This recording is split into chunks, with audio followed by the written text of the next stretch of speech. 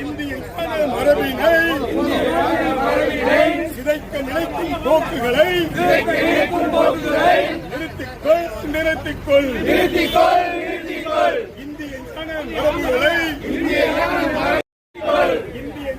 மரபுகளை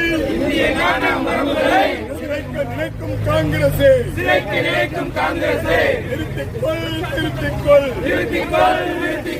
ஆர்ப்பாட்டம் பாஜகவின் ஆர்ப்பாட்டம் பாஜக